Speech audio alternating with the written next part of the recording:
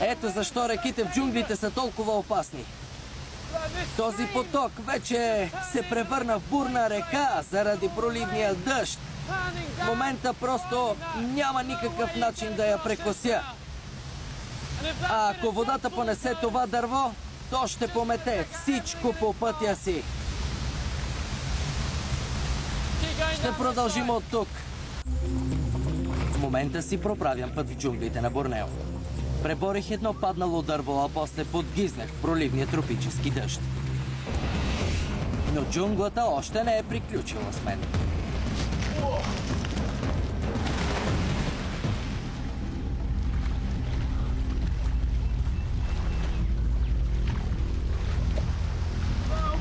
Паднах в реката. Ударих си гърба. Не стъпвай там, мини отстрани. След инцидент най-добре да си отдъхнете, за да сте сигурни, че можете да продължите. Здравата се ударих. Паднах назад. Не успях да се нараня, но пък си имам спътник. Пиявица. Най-добре е да се хване за главата и да се откъсне. Ако я стиснете, излиза кръв. Тък му ме засмука, на време я видях. Ето вижте и самата рана. Докато смучат, те вкарват в кръвта ни антисъсирващо вещество и затова раната не спира да кърви. А тук такива рани кървят най-малко ден. Това по ризата ми са петна кръв. Има едно растение, което спомага за съсирването. Нека потърсим дали има наоколо.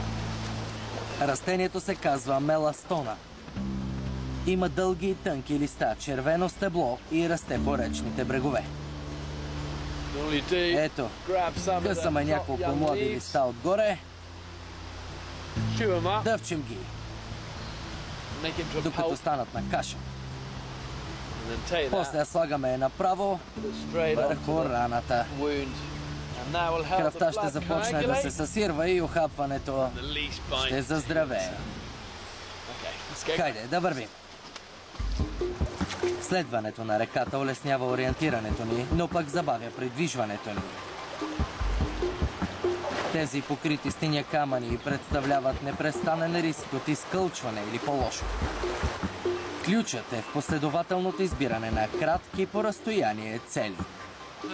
Изглежда бавно така, но всъщност е по-бързо, отколкото да се опитвате да си проправите път през джунглата. Спомням си случай, при който самолет катастрофирал тук и властите предположили, че всички са загинали, но всъщност един мъж оцелял.